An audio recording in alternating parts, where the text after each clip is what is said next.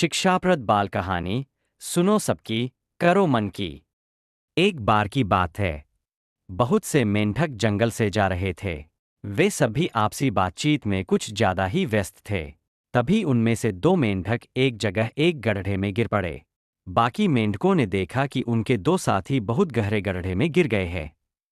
गड्ढा गहरा था और इसलिए बाकी साथियों को लगा कि अब उन दोनों का गड्ढे से बाहर निकल पाना मुश्किल है।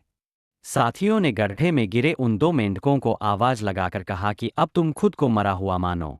इतने गहरे गड्ढे से बाहर निकल पाना असंभव है।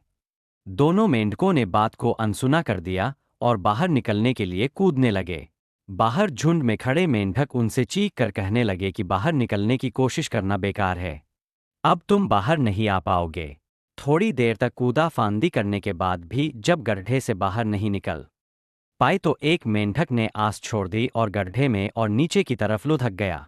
नीचे लुढ़कते ही वह मर गया।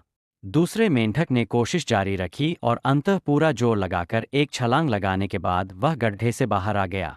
जैसे ही दूसरा मेंढक गड्ढे से बाहर आया तो बाकी मेंढक साथियों ने उससे पूछा, जब हम तुम्हें कह रहे थे कि गड्ढे से बाहर आना संभव नहीं है, तो भी तुम छलांग मारते रहे, क्यों? इस पर उस मेंढक ने जवाब दिया, दरअसल मैं थोड़ा सा ऊंचा सुनता हूं और जब मैं छलांग लगा रहा था तो मुझे लगा कि आप मेरा हौसला बढ़ा रहे हैं और इसलिए मैंने कोशिश जारी रखी और देखिए मैं बाहर आ गया। सीख, यह कहानी हमें कई बातें कहती है। पहली यह कि हमें हमेशा दूसरों का हौसला बढ़ाने वाली बात ही कहनी चाहिए। दूसरी यह कि जब हमें अपने आप पर भरोसा हो तो दूसरे क्या कह रहे हैं, इसकी परवाह नहीं करनी चाहिए।